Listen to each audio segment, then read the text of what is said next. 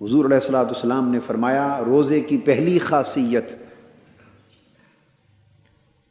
اور خاص طور پہ ماہ رمضان المبارک کے روزے جن کا ذکر ہو رہا ہے، ان کا پہلا فائدہ اہل ایمان کے لیے یہ ہے کہ یہ بڑے بڑے گناہوں سے انسان کو بچا لیتا ہے، اپنی حفاظت کی آغوش میں لے لیتا ہے، اور انسان کے لیے ڈھال بن جاتا ہے تاکہ ان گناہوں کے سبب وہ جہنم اور دوزخ تک جانے سے بچ سکے۔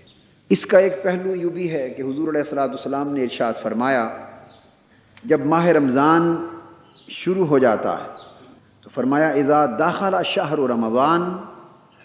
فتحت ابواب السماء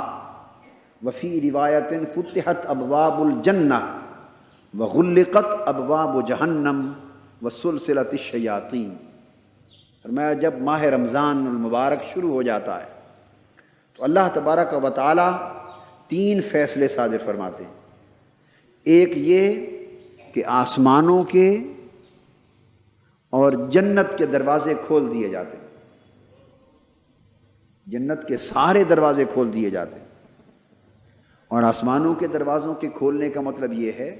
کہ اشارہ ہے اللہ پاک کی رحمتوں، نعمتوں اور برکتوں کے دروازوں کی طرف۔ کوئی دروازہ اللہ کی رحمت کا دروازہ ہے، کوئی اللہ کی بارگاہ سے مغفرت کا دروازہ ہے، کوئی اس کے فضل و کرم کا دروازہ ہے، کوئی اس کی رحمت اور اس کی قربت کا دروازہ ہے۔ الغرض اللہ پاک اپنی رحمتوں اور برکتوں اور اخروی نعمتوں کے سارے دروازے ماہ رمضان المبارک کے لیے کھول دیتے ہیں،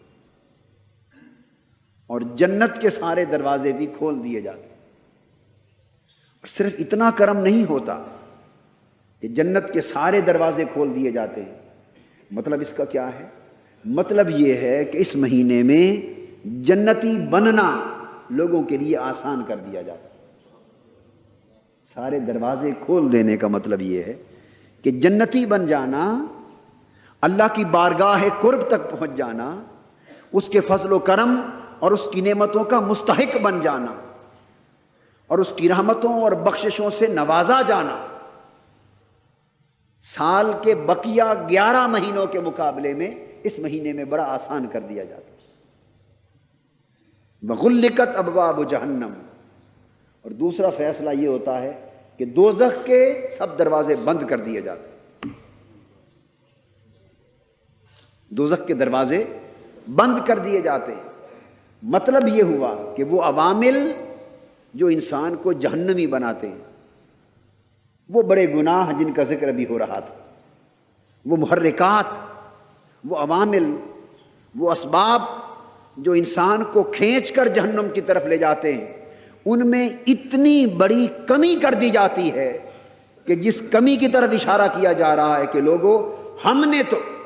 جہنم کے دروازے بند کر دیے ہیں، اب تمہاری مرضی کہ اب بھی جنتی نہ بن سکو تو نصیب ہے تمہارا۔ یعنی ہم نے تو جہنم کے دروازے بند کر دیے، جنت کے دروازے کھول دیے، یعنی تمہیں ایک ایسا ماحول عطا کر دیا جس ماحول میں دوزخی بننے کی گنجائش کم اور جنتی بننے کی گنجائش زیادہ ہے۔ اب تمہارا نصیب ہے کہ پھر بھی اللہ کی بارگاہ کی رحمتوں کی خیرات نہ پا سکو۔ وسلسلت الشیاطین، اور تیسرا فیصلہ فرمایا کہ شیطانوں کو زنجیروں سے جکڑ دیا جاتا ہے، شیطانوں کو زنجیروں سے جکڑ دیا جاتا۔ دو عوامل ہوتے ہیں انسان کو گمراہ کرنے کے، ایک خارجی عامل وہ شیطان کا، ایک داخلی عامل وہ انسان کا نفس۔ تو اللہ پاک نے فرمایا کہ ہمیشہ انسان جب برائی کر بیٹھتا ہے تو کہتا ہے کہ لعنت ہو شیطان پر، اس نے مجھے بہکا دیا۔ بے شک وہ شیطان لعنت کا مستحق ٹھہرا، مگر شیطان کے بہکاوے میں آ جانا یہ زیادہ تر بدی اور تباہی اور ہلاکت کا باعث بنتا رہتا ہے۔ فرمایا کہ ہم اپنے بندوں پر اتنا کرم بھی کرتے ہیں کہ جتنے شیطان ہیں انسان کو بہکانے والے، ان کو اس مہینے کے لیے جکڑ کے بند کر دیا جاتا ہے۔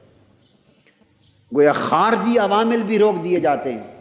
بس صرف ایک اندر کا عامل انسان کا اپنا نفس رہ جاتا ہے۔ صرف ایک اندر کا عامل رہ جاتا ہے انسان کا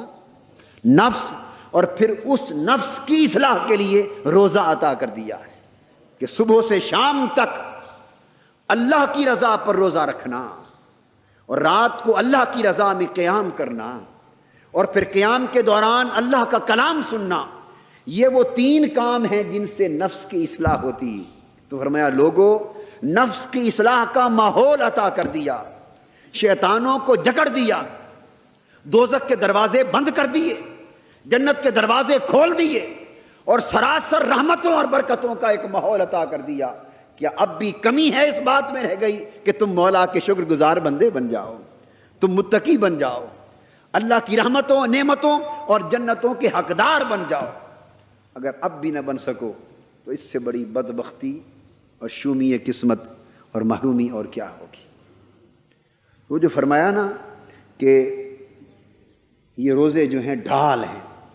تو ڈھال کا مفہوم آپ سمجھ گئے دوسری حدیث سے کہ کتنے بچاؤ اللہ پاک نے ان روزوں کے مہینے میں عطا کر دیے، اس لیے ان کو ڈھال کر دیا کہ یہ ڈھال ہے۔ سب سے پہلے نئی ویڈیوز کو حاصل کرنے کے لیے شیخ الاسلام ڈاکٹر محمد طاہر القادری کے آفیشیل یوٹیوب چینل کو سبسکرائب کریں اور بیل آئیکن کلک کریں۔